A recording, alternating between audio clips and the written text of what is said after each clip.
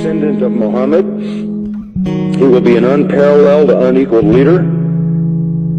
He will come out of a crisis of turmoil. He will take control of the world. He will establish a new world order. He will destroy all who resist him. He will invade many nations. He will make a 7-year peace treaty with the Jews. He will conquer Israel and massacre the Jews. He will establish Islamic world headquarters at Jerusalem. He will rule for 7 years, establish Islam as the only religion. He will come on a white horse with supernatural power. He will be loved by all people on earth. So Jesus will return. Yes, Muslims believe that Jesus will come again. They believe in the return of Jesus. Not the true Jesus. The Jesus of Islam, not God, didn't die, didn't rise, didn't provide a sacrifice for sin, but he does return. He's a prophet, and he comes back, and he has one purpose when he comes back, and that is to assist and aid the Mahdi. He returns, listen to this, as a radical Muslim.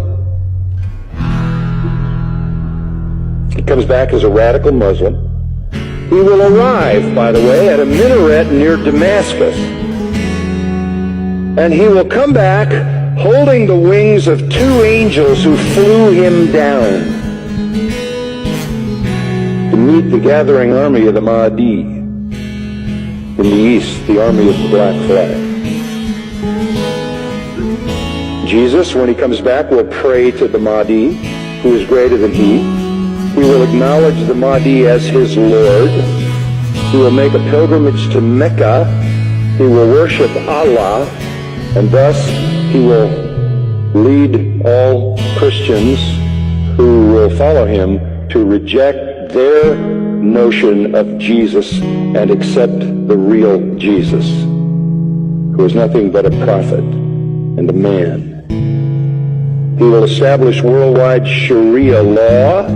He will become the greatest Muslim evangelist, and he will be the final witness on the day of judgment against non-Muslims. Christians everywhere will affirm that they were wrong, that the gospel is wrong, the New Testament is wrong. He didn't die, he didn't rise, he isn't God, he isn't the Son of God. He himself will come back and point out how wrong we've been. He will correct all misinterpretations and all misrepresentations. Let me quote what their literature says. He will shatter crosses. That's metaphoric for the destruction of the church. A symbol of Christianity being placed in the church. He will kill pigs. He will abolish the tax on non-Muslims because there won't be any living non-Muslims. Can't tax dead people. And then he will do one more thing. He will kill the Islamic Antichrist. He will kill the Islamic Antichrist. Then he will die and be buried by Muhammad, but not until he has destroyed Christianity by revealing who he really is. One of their writings says he espouses the cause of the Mahdi. He is the Mahdi's executioner. He is the Mahdi's enforcer. He is the Mahdi's prophet.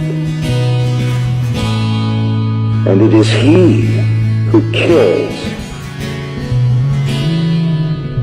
the Antichrist. That leads me to the third person. The Antichrist will show up. The Muslims call him Dajjal. He is the great deceiver.